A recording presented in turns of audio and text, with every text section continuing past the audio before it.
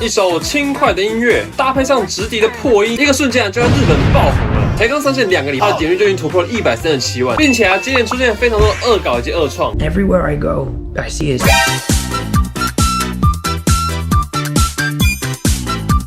非常洗脑。回到 Zack 还有老蔡的民音调查局，大家都知道民音可以分成好几种不同的种类，对吧？其中音乐就是很大的一类。而最近呢，在日本就出现一首很红的歌，而且还可以说它爆红程度是越来越失控，俨然已经变成了一个音乐迷。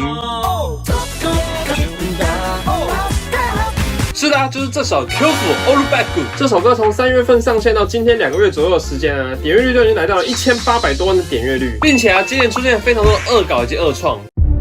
Everywhere I go, I see his face. 这首歌到底是什么来头呢？而其中又有什么小彩蛋呢？马上带大家认识认识。这首有趣的洗脑歌啊，就是今年3月15号才由 P 主 Yugobi 投稿到 Nico Nico 以及 YouTube 上的 Kyofu Olubaku。光是这首歌的名字啊就很有趣了 ，Kyofu Olubaku， 中文翻译常翻强风大背头。其中这个 Olubaku 是片假名的外来语，直接转成英语的话，像是在说 Old Back， 但其实在日语的片假名当中啊，直翻不一定是正确的英语表达。在这里的 Olubaku 啊，指的就是大背头。什么是大背头呢？各位？大背头啊，指的就是把所有头发都往自己的头后面梳，形成一种露出额头的这个发型啊。在一个人影响很大的风的时候，都会出现这种头发。从这首歌的第一段歌词啊，就会感受到那个风有多强大。天气明明很好，却无法前进，风大就像是要把我给吃掉，并且啊，被风给梳了个大背头。对的，没错，各位，《强风大背头》这首歌啊，就是一首在描述出门时风很大，头发被吹成了大背头的故事。相信啊，我们大家如果常常遇上那种台风天，偏偏政府不放假，或是住在新竹的朋友啊，外面风很大那种日子。有出门过的应该都有这种经验，就是你好不容易花时间整理好头发，就这样子，被风给吹成大背头，真的会很不爽啊。然而就是这种浅显易懂的歌词啊，加上由绘师小金所负责的超可爱又生动的动画，以及中间非常魔性的一段直笛演奏，一个瞬间就在日本爆红了。才刚上线2个礼拜，3月29号，它的点阅就已经突破了137万。到了5月6号，更是直接突破了1000万的观看次数。不过这首歌只是作者Yugobi目前所上传第3首音乐而已，是由 Vocaloid 2歌爱雪来献唱。而这位歌爱雪啊，他其实本身设定上啊就是一名小学生，所以有许多人笑称啊，歌爱雪终于唱出了一首背景是真的符合他年龄设定的一首歌。在这首歌爆红之后啊，又有更多的角色给。除了 VTuber 们之外啊，利可利斯、斯普拉顿的角色等等，也都后被投化，而且影片的恶创啊，更是如海啸般袭来，像是被改成风超大的版本。你们不觉得这首歌在台湾也蛮适用的吗？于是啊，就有一位来自台湾的动画师，不是火锅店，在前几天啊就上传一个强风大背头，但在新竹，里面藏了超多彩蛋啊，推荐给大家看。请问新竹的风真的有这么大吗？影片底下留言。另外还有很多很有趣的创作，像是阿蒙古斯，或是 JoJo 东方藏柱版 ，VTuber 鹦鹉女的版本。另外，日本的音乐迷音 YouTuber Molly 还把这首歌跟一个新闻融合在一起，超级无违和。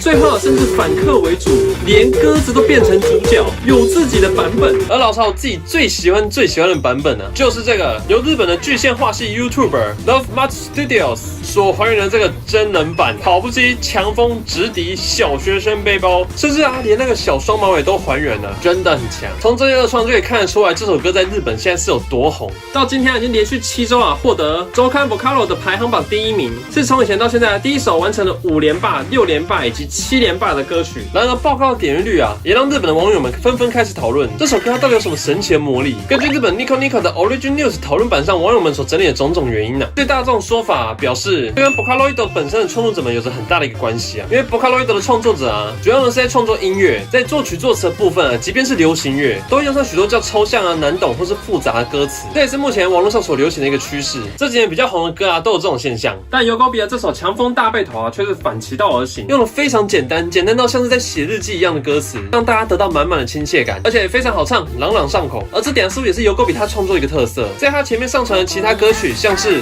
我的牙医，也是一样用很简单、很日常的对话来写歌词。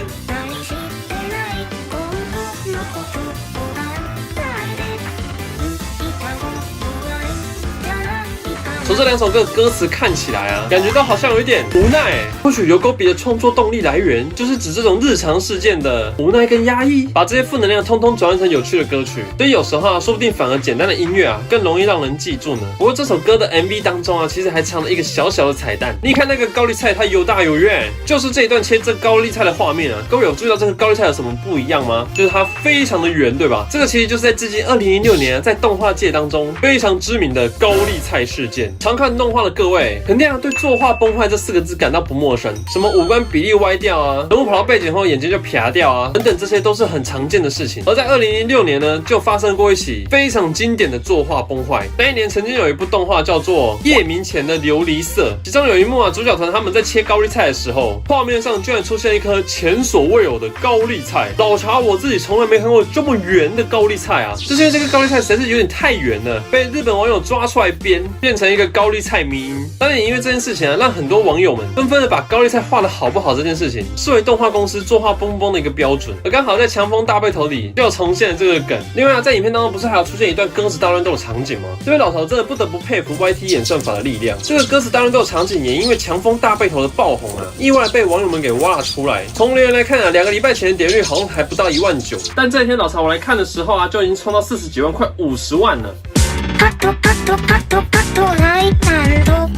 想看歌词大乱斗的人，老查把链接留在资讯栏。好了，这首歌目前在台湾地区好像讨论度还没有到很高，不知道大家最近有没有被这首歌洗脑，或是听到这首歌就是了。老查自己觉得那段直笛音真的太洗脑，而且节奏很轻快，逼得我直接买一把直笛回家练习。但真的要吹起来，其实没有这么容易啊。